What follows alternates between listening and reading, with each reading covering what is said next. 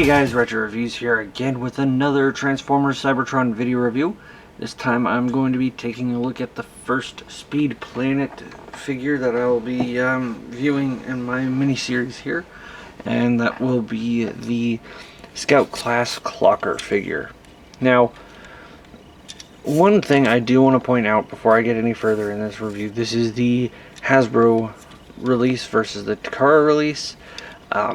I know the biggest change with the Hasbro versus Takara is that a lot of the plastic that you see here, colored plastic, is actually done up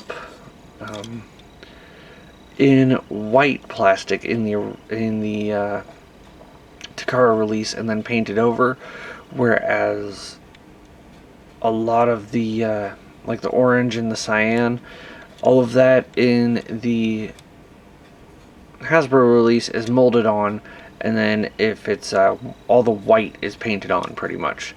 There's no white plastic at all in this figure. Which brings to point out the fact that there is a lot of paint going on this figure. So, also one thing to note is that on the original Takara release, the exhaust pipes were left unpainted white plastic, whereas they're orange plastic painted over silver here. So I think I like that touch a little bit better. There's also an Autobot sigil here that was absent on the Takara release, but I'm not worried about it. So as a Velocitronian sports car, as you can see, he does have a lot of nice details. We got some intake vents coming up on the hood, as well as some headlights in molded clear plastic. Unfortunately, nothing painted on the back, but that's something that we're used to by now. Other things to point out is that he has a full interior.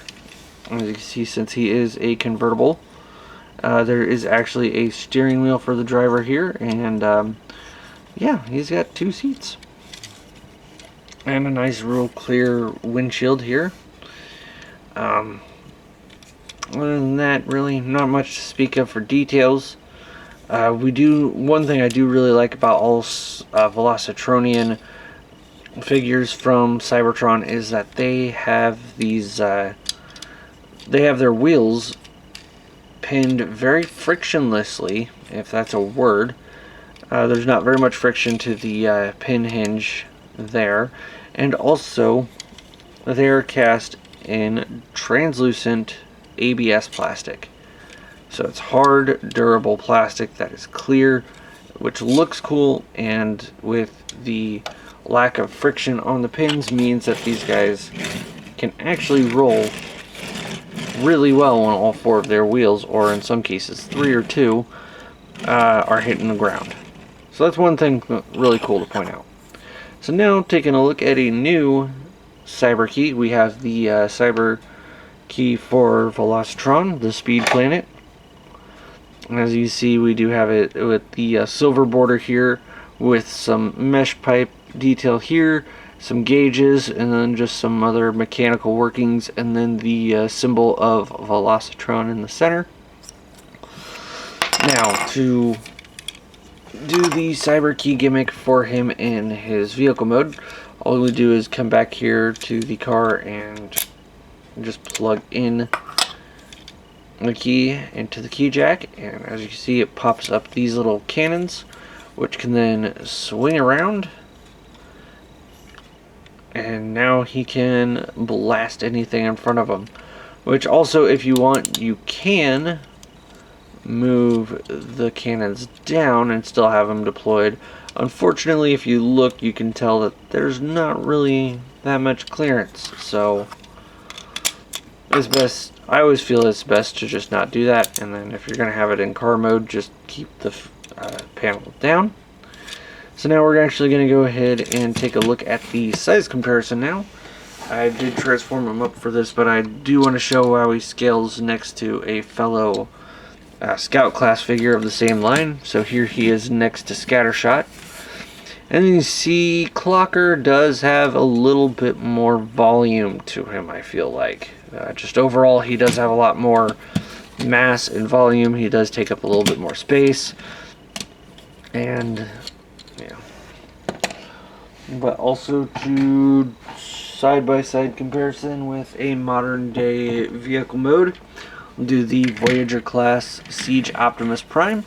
Now these two together look actually really good. I love this this size comparison. Feel like that's actually a pretty decent transition in size between a sports car and a semi-truck trailer or truck cab. So that's actually really nice. Now, yeah, so that's about it. And there's no other gimmicks to talk about in vehicle mode, so I'm going to go ahead and jump to robot mode now. So first thing we are going to do is we're going to take this off. You can remove the pipes as well, but I tend to like to leave them on just because they're part of his character and I don't really want to lose them. And also, you can still transform them without doing that bit of parts forming. So I'll just take the gun, leave that off to the side. We will come to the front and fold that forward and get that out of the way for right now. Kind of fold the arms, pull them down, around, kind of get them into place and out of the way. And then take these two panels here on each side of the leg, unpeg them, fold them around, and fold the doors back closed.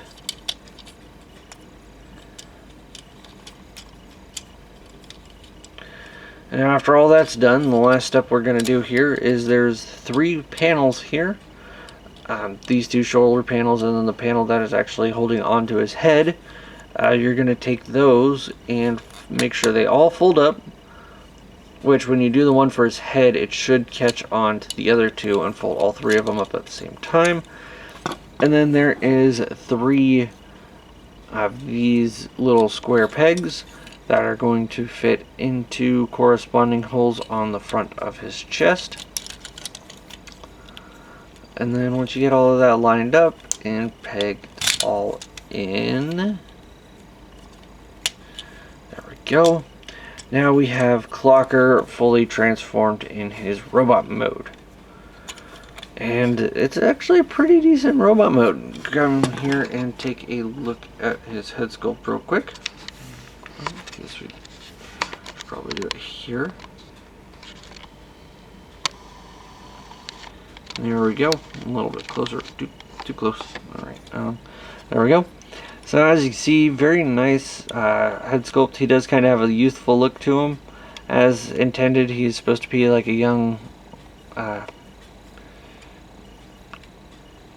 kid character. He does idolize Hotshot a lot when a Hotshot arrives on Velocitron, so that's kind of funny.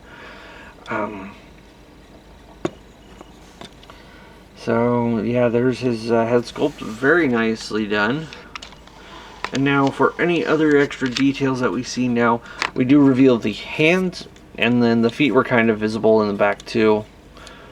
And we also get this whole new chest piece, which was the bottom of the car. So again, cast in cyan plastic and then painted over lavishly with white, like a pearlescent white. All of the white paint on him is almost a pearlescent shade.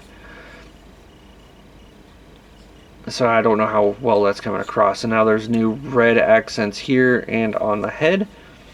And I don't know if you could notice, but I didn't get to mention this in the last video because it wasn't present, but at least with him, the clocker has some light piping. So that's actually a really nice touch. So we can actually go ahead and try to get a light on and get it behind his head, which even with this huge chunk blocking it, there does seem to be very little issue getting the light piping to go on. Go ahead and shut off my lights just to see if I can get this to show up any better, and there we go. Just very nicely light piped.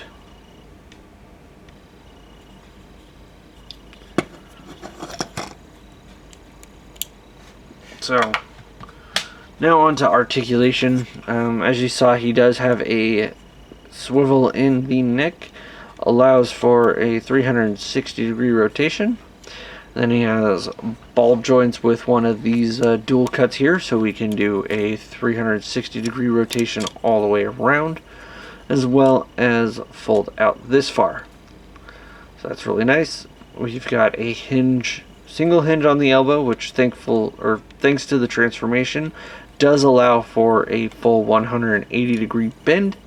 Nothing at the wrist. Waist is can be rotated 360 degrees on another swivel. And then we also have the legs, which are ball jointed and can kick out that far, as well as back that far, forward that far. And then the knees, due to the transformation, they are allowed to do a 180-degree bend normally, but to fulfill the to reduce the hollowness of his legs, these panels do get in the way and do restrict knee articulation down to about 75. But if you do break that transformation point, you can get at least a 90-degree bend in the knee. But we'll just keep that there. So yeah, pretty nicely, or pretty well articulated for his size. As you saw before with the other two Scout class figures that I did, articulation really doesn't work with the little guys, but Clocker seems to pull it off pretty well. Size comparison now, let's go with another one of his contemporaries, the Scout class Overhaul. Just get a good look of what the same size class looks like from the same line. As you see, they are pretty much head-on with each other. And then with the more modern figure, we're going to go ahead and take Ultra Magnus here and stand him up next to him. And as you can see, he does about come up to Ultra Magnus's waist, which is pretty understandable for his size class. And just to round things off, why don't we go ahead and bring Red Alert in just to show how he stands with a deluxe. Now, one thing I did kind of fail to point out is that even though Red Alert is smaller in height, he does make up for it in bulk, so I feel like that's kind of a good thing to point out when using Red Alert as a size comparison, is just that he does have a lot of bulk going to his body, and he's not going to be as tall as some of the other deluxes in the line. Now for accessories, what we can do for Clocker is the pipes that I mentioned before are actually in the 5mm pegs, and in normal transformation they just peg into these holes, which are the back of his fists. And then you can actually either turn them around and make like some kind of exhaust pipe weapon, or you can just have them slung back over here,